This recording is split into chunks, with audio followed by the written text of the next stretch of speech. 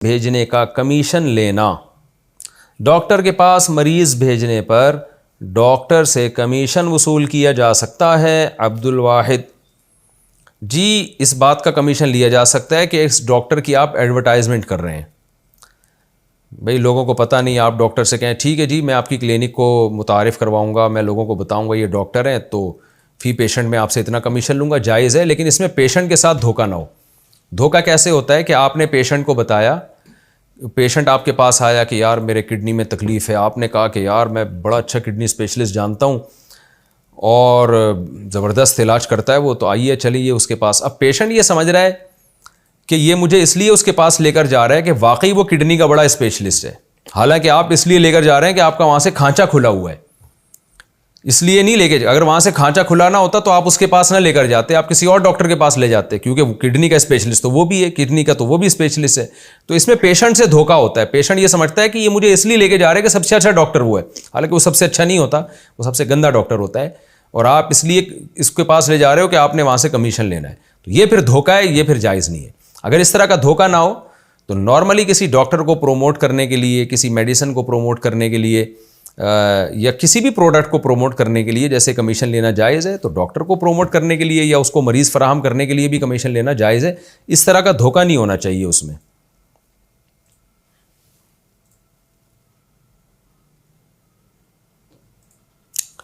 مسجد کی تعلیم میں نہ بیٹھنے والے کو برا بھلا کہنا. مسجد میں علماء کرام کے بیانات یا تبلیغی جماعت کی تعلیم کے حلقے کی کیا اہمیت ہے؟ اس میں نہ بیٹھنے والے پر ناراضی یا ملامت کرنا کیسا ہے؟ نور محمد مکہ مکرمہ سے. دیکھیں اس میں ناراضی کا اظہار اگر کوئی محبت میں کر رہا ہے تو جائز ہے, شرعی لحاظ سے تو جائز نہیں ہے, کیونکہ جو چیز شرعاً واجب نہیں ہے یقینی طور پر, تو اس پر آپ کیسے ملامت کر سکتے ہیں؟ شریعت میں لازم یہ ہے کہ آپ گناہوں سے بچیں, فرائض واجبات کو پورا کریں, اور شریعت کا موٹا موٹا علم جو آپ کی جس کی پریکٹیکل لائف سے تعلق ہو, جس کا وہ علم آپ حاصل کریں.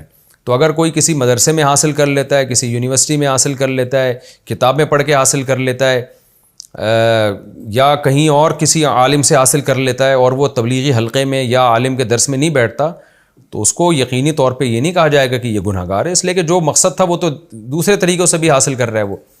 لیکن اگر کوئی اس لیے آپ کو برا بھلا کہہ رہا ہے, وہ آپ سے محبت کرتا ہے, جیسے ماں باپ بچے کو اسکول جانے پر ڈانٹتے ہیں, تو حالانکہ اب اسکول جانا کوئی فرض واجب تھوڑی ہے, لیکن ظاہر ہے ان کو محبت ہوتی ہے, ان کو پتہ ہے بھائی اس کا فیوچر تباہ ہو رہا ہے, تو اس لیے وہ ناراض ہوتے ہیں. تو اس کا شریعت سے تعلق نہیں ہے, اس کا تعلق ہے محبت سے. تو جس کو محبت ہوتی ہے وہ ناراض بھی ہوتا ہے, ملامت بھی کرتا ہے, تاکہ آپ پڑھ لو, آپ انسان بن جاؤ, آپ اچھے آدمی بن جاؤ. تو بعض دفعہ دوست احباب ناراض ہو رہے ہوتے ہیں, آپ کے بڑے ناراض ہو رہے ہوتے ہیں, بھائی علماء کے درس میں کیوں نہیں بیٹھتے, تبلیغ کے حلقے میں کیوں نہیں بیٹھتے؟ اس لیے کہ ان کو آپ کی فکر ہوتی ہے کہ نہیں بیٹھے گا تو بگڑ جائے گا, خراب ہو جائے گا. تو اس ناراضی کو یوں نہیں کہا جائے گا کہ گویا شریعت نے جب واجب نہیں کہا تو کیوں ناراض ہو رہا ہے, تو یہ نہیں, بلکہ کہا جائے گا محبت کی وجہ سے ناراض ہو رہا ہے نا.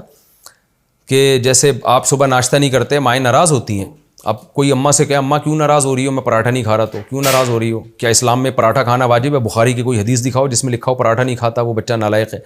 تو یہی کہا جائے گا بھائی ماں کو تمہارے فیوچر کی فکر ہے, پراٹھا جائز ہے ناجائز ہے, حلال ہے حرام ہے, یہ بحث کو چھوڑو. اماں چاہ رہی ہے بچہ کچھ ناشتہ کر کے جائے, پیٹ بھرا ہوا ہو, بھوکا رہے گا دوپہر تک, ادھموا ہو جائے گا, تو اماں کو فکر ہوتی ہے.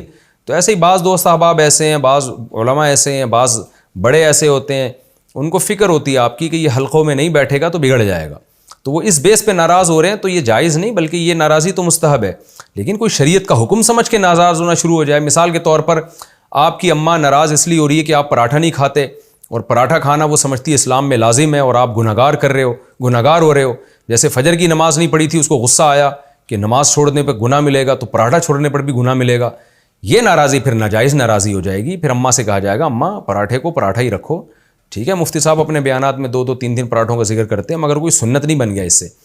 تو وہ شریعت کا لازمی حکم سمجھ کے اگر کوئی ناراض ہو رہا ہے تو پھر یہ غلط ہے, پھر یہ شریعت پر زیادتی ہے کہ جس چیز کو شریعت نے لازم قرار نہیں دیا آپ اس کو لازم قرار نہیں دے سکتے. علم سیکھنا فرض ہے, لیکن وہ اسپیسیفک کسی خاص حلقے میں بیٹھ کے یا کسی خاص جگہ پہ جا کے فرض نہیں ہے. ہر آدمی کا مختلف مزاج ہوتا ہے, کسی کو کوئی عالم صحیح لگتا ہے, کسی کو کوئی عالم صحیح لگتا ہے, کوئی صرف کتابوں سے فقہی مسائل موٹے موٹے سیکھ لیتا ہے. تو اس طرح سے ٹھیک ہے, اس میں کوئی حرج نہیں ہے. اسباب کی طرف نسبت کرنا کیا شرک ہے؟ کیا اسباب کی طرف نسبت کرنا شرک کے زمرے میں آتا ہے؟ مثلا مجھے اللہ تعالیٰ نے سمندر میں ڈوبنے سے بچایا تھا، تو میرا بطور ذریعہ کہ یہ کہنا کہ فلاں چیز کی وجہ سے بچ گیا تھا، یا فلاں ڈاکٹر اور فلاں دوا نے مجھے مرنے سے بچا لیا، تو کیا یہ شرک ہوگا؟ نور محمد مکہ مکرمہ سے، نہیں جی، یہ شرک نہیں ہوگا۔ اللہ تعالیٰ جب کسی کو بچاتے ہیں تو کسی ذریعے سے ہی بچاتے ہیں۔ آپ یوں کہیں کہ فلاں چیز نے مجھے بچا لیا ہے، لیکن اللہ کا فضل ہوا تھا۔ تو بعض دفعہ ڈاکٹر ہوتے ہیں، دوائیں بھی ہوتی ہیں، بندہ نہیں بچتا، تو وہ نسبت مجازن کی جاتی ہے، حقیقی نسبت تو اللہ ہی کی طرف ہوتی ہے۔ تو بعض لوگ بڑے وہمی ہو جاتے ہیں توحید کے معاملے میں۔ قرآن میں بھی ثابت ہے اللہ تعالیٰ نے بہت سی چیزوں کی طرف نسبت کی ہے، یعنی کسی چیز کی نسبت اللہ نے چیزوں کی طرف کی ہے۔ تو خود قرآن اللہ جب اسباب کی طرف نسبت کر دیتا ہے تو اس کو تھوڑی ہم شرک کہہ سکتے ہیں۔ اس کا مطلب کیا خدا نخواستہ اللہ بھی شرک کر رہا ہے؟ معاذ اللہ۔ تو قرآن اور حدیث میں یہ بات ثابت ہے۔ جیسے حدیث میں آتا ہے کلونجی میں بیماریوں سے شفا ہے، تو مطلب کیا مطلب؟ کلونجی کھانے سے شفا ملے گی؟ اب کوئی نہیں، کلونجی سے نہیں، شفا تو اللہ کے حکم سے ملے گی۔ تو بھائی کلونجی کھانے سے جو شفا ملے گی وہ بھی اللہ کے حکم سے ہی ملے گی، اللہ نہیں چاہے گا تو تھوڑی ملے گی۔ تو یہ چیزوں کی طرف نسبت کرنا یہ شرک نہیں ہے۔